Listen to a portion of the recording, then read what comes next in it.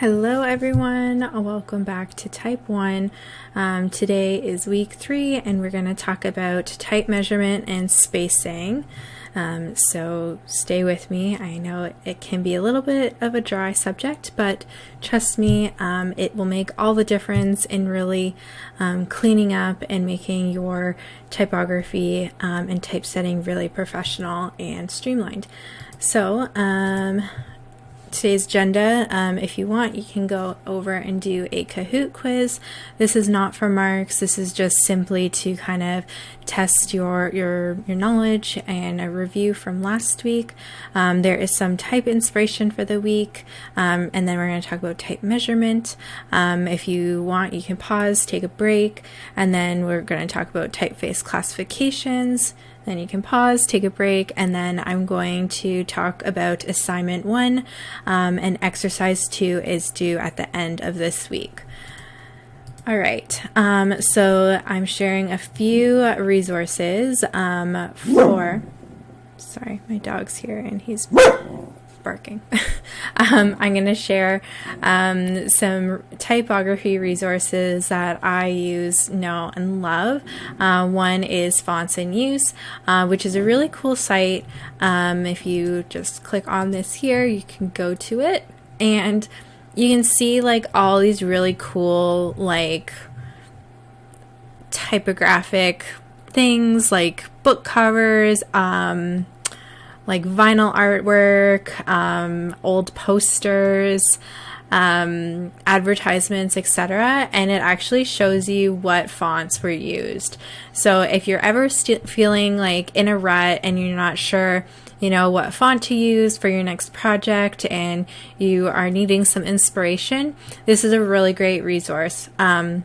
One of my favorite designers, Aaron Draplin, he talks about how he likes to go digging in, you know, old like vintage shops or like garages and stuff, and like likes to dig for like really cool old typography. So this is similar to that, but you're not getting dirty and you can do it from the comfort of your computer. So really cool. Check it out, give it a look. You can also, you know, sort by typefaces. So let's say you want to see some great like Adobe Caslon examples. You can go to that and it kind of gives you everything that has Adobe Caslon used within it. So yeah, check it out. Okay. And then here are just some really cool old movies, old books, good movies as old books. So this is kind of like forecasting what we will be touching on in type 2. So definitely check that out. And then, you know, you can always, like, typography doesn't have to be in the traditional sense. You can always, you know, explore different mediums, which is kind of forecasting like a later project for type 2. But yeah, this is a really cool hand lettered embroidery lettering piece by Octavia Van Horick. And then just really cool lettering artwork. So this is more of that like hand-drawn feel, experimental packaging. So this is like beer package or shower beer packaging. So kind of like a cool spin on these shampoo bottles. All right, so we're going to talk about type measurement. So we're going to walk through a bunch of different like type measurement tools. So first things first is measuring the height of type, and this is done in points. So oftentimes, especially if you're in Adobe Illustrator or InDesign, you'll see by setting the type, the size, it is set in PT, which is points, which is you know, the size of the typeface. So all computer programs use this as the unit for measurement for typography. So it's really important to really understand how much space a point actually occupies, especially when we're working on the computer, right? Like we can be like really zoomed in and, you know, our typography might appear a lot larger on the screen, but you know, if you're zoomed in like 200%, then of course it will, versus, you know, printed out on a piece of paper or, you know, in a magazine or editorial piece. So it's important to note that there are 72 points in an inch. So here is the example here. And a great kind of way to kind of gauge this is to test print things. Always, you know, zoom out to 100% on your screen. And then also a type ruler is really handy to have. I have one. I'm going to grab it and show you. How do I pause this? Okay. I couldn't find mine, but this is basically what it looks like. So you'll see that there are a bunch of different measurements on here. We have widths here, so hairline, half a point, 1 point, 2 points down on the side. We have computer pica scale, we have inches at the top, we have leading gauge. So anywhere from 6 points to 15 points. And then all these letter E's are point sizes. So we can see that it goes all the way down to 6 points and then all the way up to 84 points. So a really good rule of thumb is you don't ever want to go smaller than 6 points for type, especially printed type. This is because of legibility. So, I mean, you could possibly get away with like a 5.75, but I really don't recommend going any smaller than that.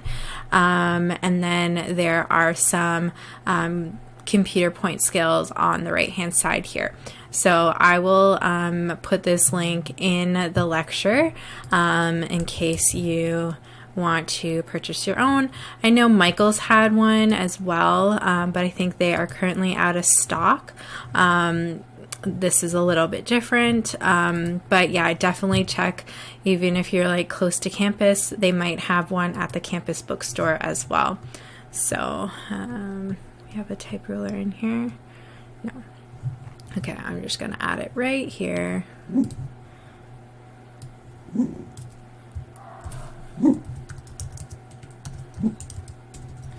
It's called the type gauge ruler.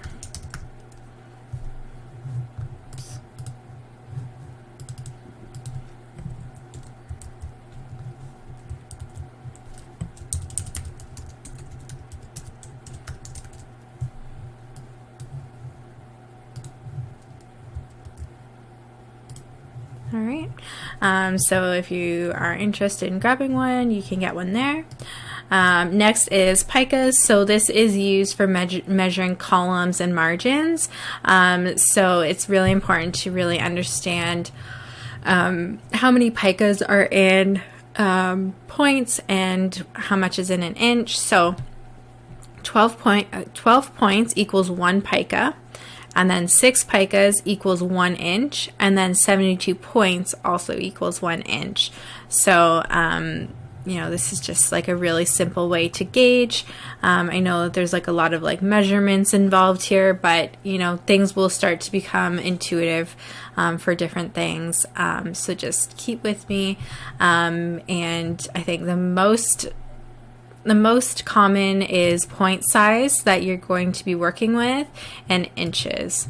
And then one other important thing to note is that it is not uncommon for letter forms to kind of appear at different sizes, even when they are set at the same size by the computer. And this is really because, you know, there's different variations in letters X height. So remember in the first class type anatomy, we talked about X height. So that plays into consideration. Ascenders, descenders, they can really start to fool your eye. So these are all set at the same type point size, but they're all very different fonts and typefaces, so they all appear very different based on their characteristics. So if all typefaces had only one look, the designs that we would create would be really boring. So we would have no way of kind of creating emphasis or any differentiation on the pages aside from changing the size. So it wasn't until the introduction of different styles that type, started to become more interesting and have varying degrees of prominence and differentiation.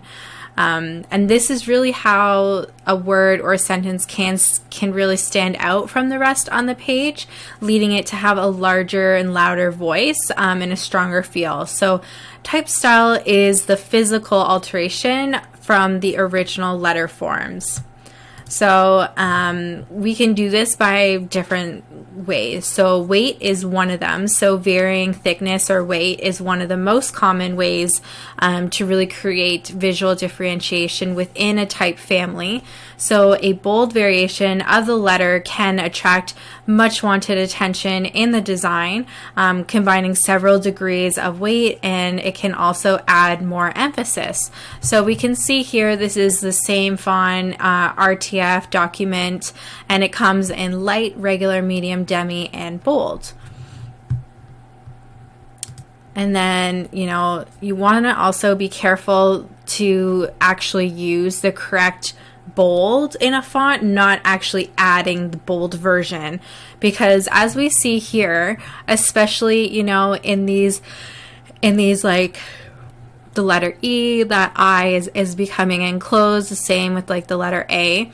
The top is real feature bold, so they are specifically designed and drawn out to increase in volume without destroying the essence of each letter form. Whereas if you're just adding a bold to a font, it's just creating like it's not taking into consideration like the proportions for increasing the volume. So just keep that in mind. Always use the proper weighted for the bold version of the font. Angle. So changing the angle of a letter form is another way to create emphasis and variation. So this angling is really called italic or oblique. So I'll often see, like, if you download Adobe Caslon italic, or Gil Sans oblique or something, or Trade Gothic oblique. Oblique and italic essentially mean the same thing. They are an angled version of the font. But keep in mind, we're not just, stretching, the typeface and forcing the italic version, where it's actually, the typeface is redrawn to fit an architectural form of the letter form.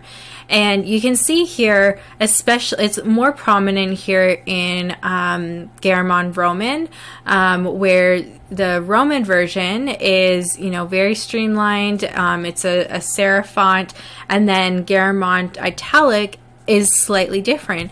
And we see this because it's redrawn, and the lowercase a, it's no longer this double-decker A, it's more of this refined A. And the italic versions of serif fonts, they actually mimic a calligraphic essence to them, because they have like these tails on the letter forms that have this visual connection to each letter. So just certain things to keep in mind, especially when you are looking to use a typeface for your next project. Just making sure you're choosing ones that have a variety of styles, so that you have room to play and add that differentiation and emphasis throughout your projects. So again, it's not as simple as just skewing the letters, like some programs like Microsoft Word do. In many cases, the italic style takes on a completely different look. So like I mentioned before with the Garamond Roman and Garamond Italic, we see that here as well with Bembo Italic and the fake Bembo Italic. So, we have more of this calligraphy style, these connections, whereas this is just skewed and doesn't look correct. Width also plays a huge role in, creating style. So a width of a letter can be altered to provide additional variations to a family. So we can either do this by using a condensed version or an extended version. So the condensed version is the letters appear a lot narrower, taking up less space, whereas the extended versions, they are wider and they take up more space. So we also want to keep in mind that we're not actually skewing it and condensing it manually. We want to make sure that we're using a condensed version of a font or an extended version of a font, so that we keep those letter forms accurate. So both condensed and extended letters can have varying weights applied. Don't ever scale them manually. Always use the condensed versions or extended versions. If a font doesn't have a condensed or extended variation, choose a font that does. There's so many fonts out there that offer so many different variations, and we'll talk about, and I'll show you one that has a lot of variations, but yeah, just keep that in mind when you're looking at different fonts to use. And then there's also families. So a font family is basically a set of fonts that have a common design. So fonts within a family, however, differ from each other in style, as weight, like light, normal, bold, semi-bold, etc., and slant, so Roman, upright, italic, or oblique. So here's an example here. This is Helvetica New, and we can see that it has many, many different versions. So we have all the way from, condensed versions to, more bolder, oblique versions. There's a lot of different variations here, but there are commonalities within that letter form. So it really comes in handy, especially when you have like a document where or a piece that you want to use, different typographic hierarchy, and you kind of want to build that out very consistently using a font or a font family with a whole bunch of variations will give you the flexibility to do that. So now we're going to talk about font formats. So what is a font? So first and foremost, the term has changed dramatically since the development of computers. So in traditional typography, specifically in the days of metal type or hot type, so remember back to type history, the invention of the letterpress and movable type, a font was actually a collection of those metal characters representing the complete character set of a particular design, all letters, numerals, signs, symbols, etc. And now, today, a font really refers to the complete character set of a particular design or typeface in the digital format. So those fonts that you download on the computer, those are fonts for the digital space. So there's different font formats. There's really, 3 to be most aware of. So and to kind of choose from, and I'll kind of explain each one. So first is type 1, which is a PostScript font, and then there's True Type, and then there's Open Type. So when you download a font, you'll often see, OTF or TTF at the ending, and that kind of helps you to decipher which one it is. So type 1 PostScript, which isn't as commonly used now, but it was first developed by Adobe Systems in the mid-80s. This format is really based on a language called PostScript, which describes type and graphics in a way that allows for precise, sharp printing at any size. So type 1 really consists of 2 components, a bitmap or screen font and the printer or outline font, which are both required to view and print the font. Whereas True Type, this was when Apple and Microsoft joined forces to kind of develop this True Type format. So it consists of a single file that contains both the screen and printer font data. And then prior to the development and widespread adaptation of the Open Type fonts, True Type had been the most commonly used by Windows users in the non-design community. So True Type really differs from PostScript in its expanded hinting capability. So the hints are digital instructions built into a font that really improves its on-screen and printed appearance. And then Open Type fonts. So this font format was jointly developed by Adobe and Microsoft in the late 90s and has become the format of choice for graphic designers now and widely used today. It can be described as a combination of type 1 and true type font formulas with the added enhancements. So the features that benefit designers the most are the multiple platforms that it supports, the expanded character sets, and the glyph substitutions that make things really, accessible and user-friendly. So glyphs are the characters within an alphabet set. So if you're watching through this on your own, feel free to hit pause, go for a stretch, go for a walk, get a snack, give yourself a little bit of a break, and we'll come back and we will talk about type spacing. So, type spacing. All right, so spacing, there's a couple different, variations of type spacing, and I'll kind of walk you through the importance of it and the differences of each. So spacing is really the act of controlling the rhythm and balance between the white and black space in words, sentences, or paragraphs. It is just as important for us to consider the white space in a word as it is to consider the black space or stroke of a word. And this really comes into play, especially if you're using, a heavier weighted font or a lighter weighted font, and, really intentionally creating that space and rhythm that you want to create and emphasize for. So kerning is something totally different. So this is when a word is typed on a computer, but the letters appear a set distance apart from each other on the screen. These distances are really just determined by the creator of the font. And trust me, it's a very tedious task creating a font and manually kerning each and every character and, as a whole set in various combinations. So that's kind of where us as designers come in handy when we see these inconsistent spacing between these letters. They can be, adjusted to be a little bit more comfortable for the eye to read.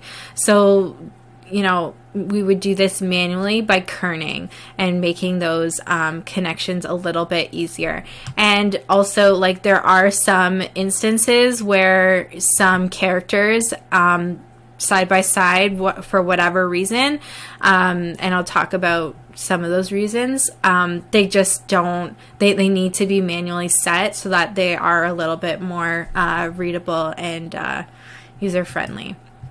So kerning is just really the manual adjustment of the space between two letters. A properly designed font will have kerning pairs incorporated to eliminate this suboptimal letter spacing, but it's really our job as designers to have that designer eye and turn that on so that we can manually adjust. So kerning pairs are sets of two letters whose spacings have been modified by the normal preset space to reflect a more visual balance. So kern like a pro. There is a little kerning game that I'm going to have everyone do and post their results on the Padlet. Trust me, it's fun. And it'll really kind of help you to test your eye and maybe you can have a little bit of a friendly competition amongst each other.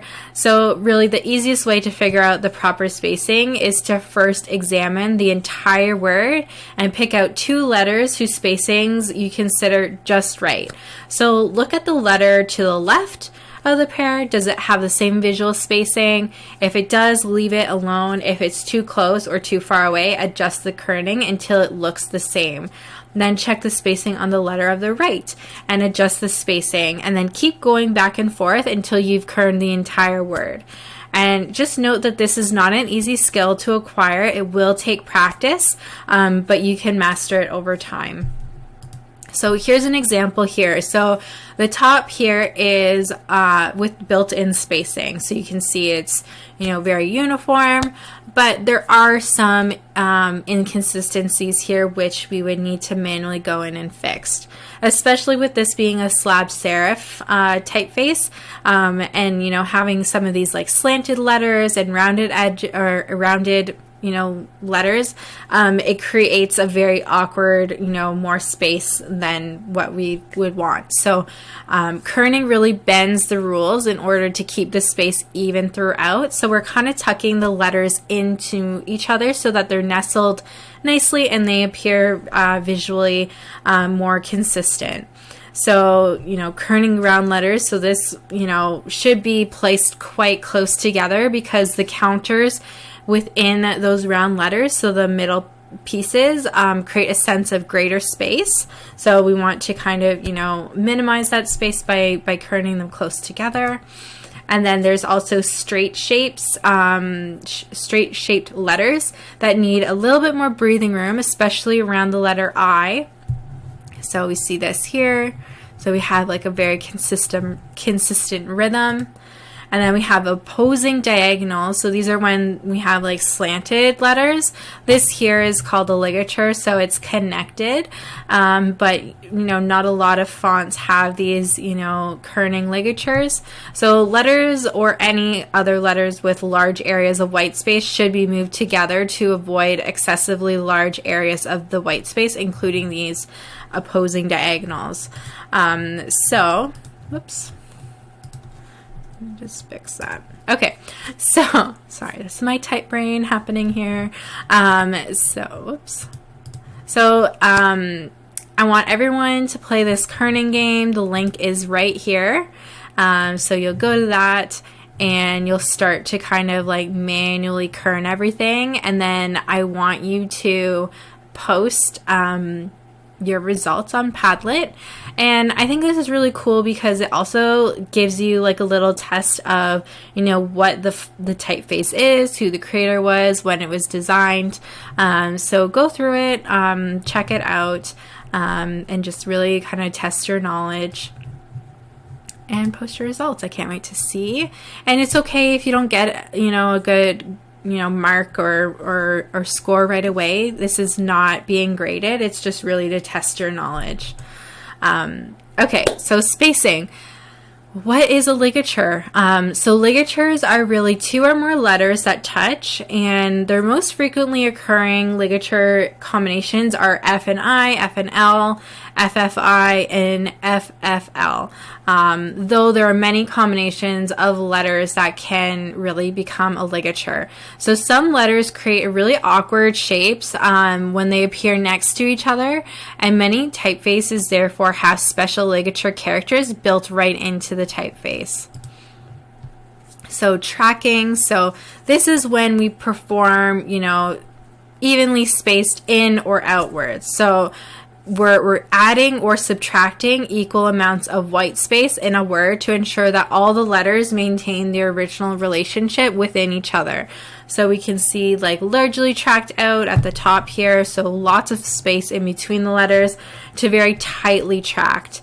And each serves its purpose, and we're starting to see like a trend, like an upward trend in very tightly tracked typography. That's becoming a trend. And also, kind of still a trend too is like, widely tracked out, but not in a sense of this, more uppercase, all uppercase or small capitals. So when spacing is too tight, the words kind of look really jumbled together. And then when the spacing is too loose, it results in a series of larger gaps. So we really want to create a rhythm within the text, allowing the viewer's eye to move more smoothly over the text. So leading, this is the space between the lines. So it's the vertical distance between baseline to baseline of the next line, and it's measured in points. So visually, comfortable leading is key for any design that contains blocks of text. The correct distance between lines helps the readers eye to really navigate a sentence from the end of one line to the beginning of the next.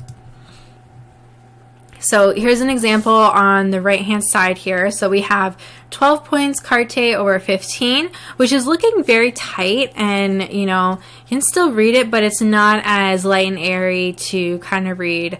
It's a little bit more difficult. whereas, you know, underneath it, it's 12 points carte over 20. So the length of a font's ascenders and descenders and the X height really influence the leading. So fonts with tall ascenders and descenders really need more leading to prevent one line from touching the one below. So, you know, having a little bit more breathing room is necessary, especially with these, you know, drop downs, so that they're not touching and they're not, you know, feeling really claustrophobic. So which words has better spacing, the top or the bottom?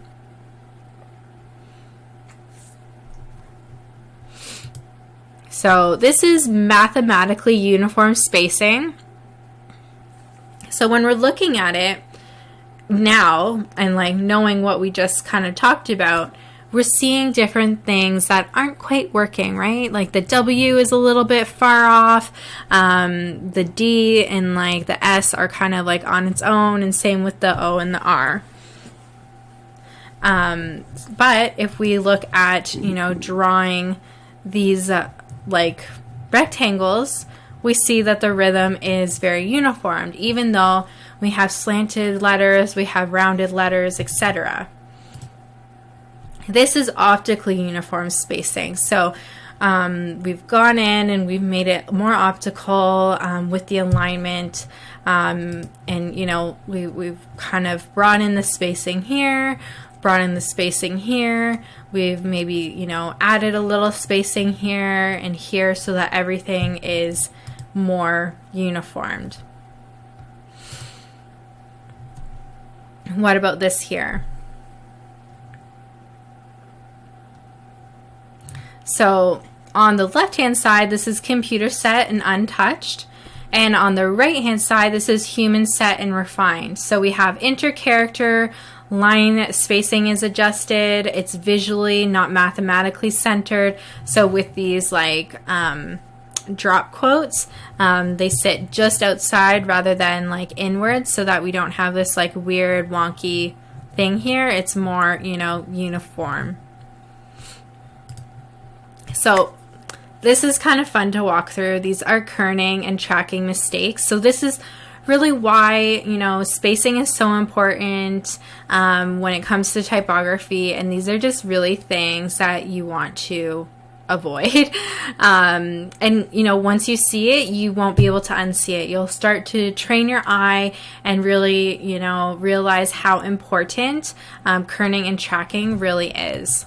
So when we look at these, like, you know, massage therapist, we really, you know, that spacing between the E and the R in therapist, it actually reads massage the rapist. So, you know, we really want to avoid these certain things at all costs, and that's why kerning and tracking is so important. Same with here, savings, when it should really just say savings. So we have these alternating angles, right? Diagonals, where, you know, if we kerned that a little bit, it would be a lot better and it would actually read as savings. This one here, you know, it's not reading correctly, stop. You know, there's like this huge spacing in the middle here, saint op, you know, it doesn't really read as stop. Even though it is stop, but, you know, the spacing is off. And then same here, right? Like, we have some really bad spacing issues here. We have some tight, kerned items, stoop, mon, M-O, London Bridge, you know. It's just, there's a lot of, like, issues there. And it's kind of like a graphic designer's worst nightmare, right? You just kind of want to go in there and kern everything. But yeah, like different things like this really, you know, especially like with signage, like you want it to be easy for the reader to kind of grasp quickly so that, you know, they know where they're going, or they know what it says. This here, so caution, watch out for falling ice. So this spacing between the A and the L is really off. And then here, this is like a really classic example. So the L and the I in flickering, because they're so close together, and the type choice, the typeface choice is not really ideal. Instead of 10 flickering lights, it's actually reading 10 effering lights. So you kind of get the gist there, why kerning is so important, spacing is so important. And then here's some notes and resources for you to check out and save. So mastering letter spacing, there's a short little video, cheat sheet for spacing, kerning and tracking in InDesign, and then the kerning game. So make sure you do the kerning game and you post your results in our Padlet there. And then next week, we are going to talk about pairing type, which is my favorite, and type contrast. So if you have any questions, feel free to send me an email and let me know, or you can always, post a question in the Padlet there, and I'd be happy to answer it next week. So next week we will have an a sync session. So this week is async, next week will be sync. So we're gonna alternate every other week for sync, which is like in person not in person, together online at the same time, whereas async, it'll be posted at the beginning of the week at some point, and you'll be able to watch the lecture on your own time. There's a lot of people all over the place in different time zones, and you all have different schedules, so this is just a great way to kind of prioritize your time accordingly and work things out in your favor for your schedule, for flexibility. As always, I'm available via email, ashley.wyatt@humber.ca. All right, everyone, have a great week.